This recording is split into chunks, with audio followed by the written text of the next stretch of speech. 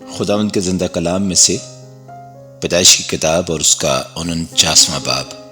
اور یعقوب نے اپنے بیٹوں کو یہ کہہ کر بلوایا کہ تم سب جمع ہو جاؤ تاکہ میں تم کو بتاؤں کہ آخری دنوں میں تم پر کیا کیا گزرے گا۔ اے یعقوب کے بیٹو، جمع ہو کر سنو اور اپنے باپ اسرائیل کی طرف کان لگاؤ۔ اے روبن، تو میرا پہلوٹا، میری قوت اور میری شاذوری کا پہلا پھل ہے۔ تو میرے روب کی اور میری طاقت کی شان ہے۔ تو پانی کی طرح بے ثبات ہے، اس لیے تجھے فضیلت نہیں ملے گی، کیونکہ تو اپنے باپ کے بستر پر چڑھا۔ تو نے اسے نجس کیا۔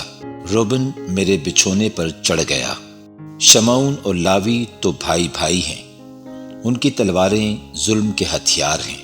اے میری جان، ان کے مشورہ میں شریک نہ ہو۔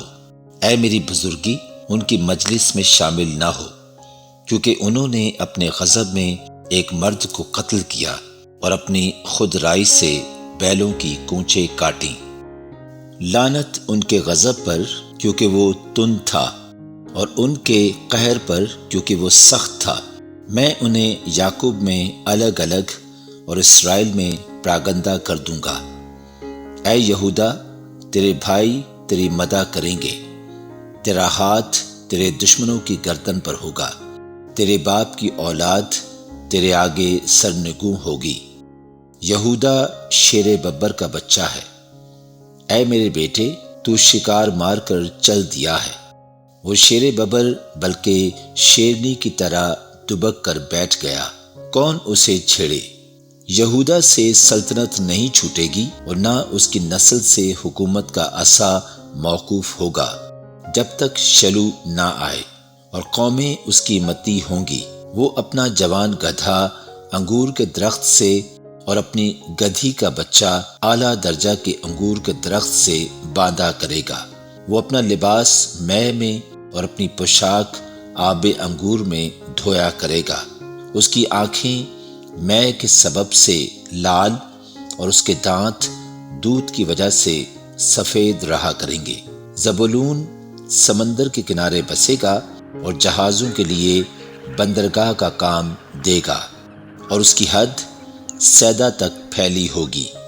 اشکار مضبوط گدھا ہے جو دو بھیڑ سالوں کے درمیان بیٹھا ہے۔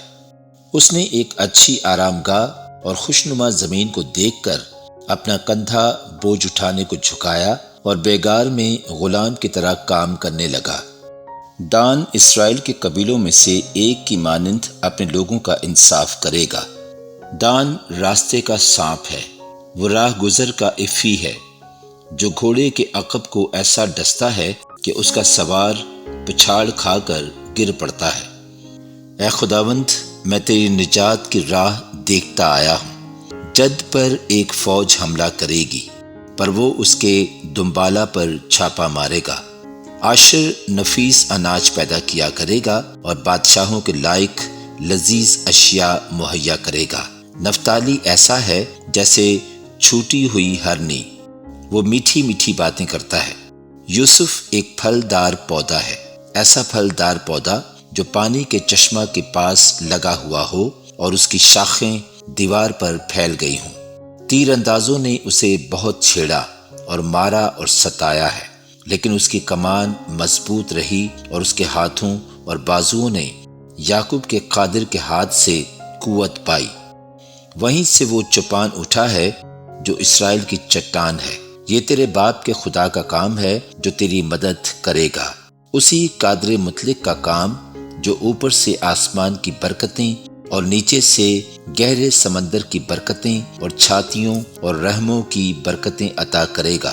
تیرے باپ کی برکتیں میرے باپ دادا کی برکتوں سے کہیں زیادہ ہیں اور قدیم پہاڑوں کی انتہا تک پہنچی ہیں۔ وہ یوسف کے سر بلکہ اس کے سر کی چاندی پر جو اپنے بھائیوں سے جدا ہوا نازل ہوں گی۔ بنیامین پھاڑنے والا بھیڑیا ہے، وہ صبح کو شکار کھائے گا اور شام کو لوٹ کا مال بانٹے گا۔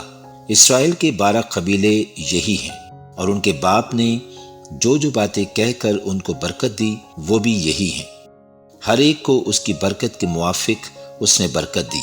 پھر اس نے ان کو حکم کیا اور کہا کہ میں اپنے لوگوں میں شامل ہونے پر ہوں۔ مجھے میرے باپ دادا کے پاس اس مغارہ میں جو عفرون ہتی کے کھیت میں ہے دفن کرنا، یعنی اس مغارہ میں جو ملک کنعان میں ممرے کے سامنے مغفیلا کے کھیت میں ہے، جسے ابراہیم نے کھیت سمیت عفرون ہتی سے مول لیا تھا تاکہ گورستان کے لیے وہ اس کی ملکیت بن جائے۔ وہاں انہوں نے ابراہیم کو اور اس کی بیوی سارہ کو دفن کیا۔ وہیں انہوں نے اسحاق اور اس کی بیوی ربقہ کو دفن کیا، اور وہیں میں نے بھی لیا کو دفن کیا، یعنی اسی کھیت کے مغارہ میں جو بنی ہت سے خریدا تھا۔ اور جب یعقوب اپنے بیٹوں کو وصیت کر چکا تو اس نے اپنے پاؤں بچھونے پر سمیٹ لیے اور دم چھوڑ دیا اور اپنے لوگوں میں جا ملا۔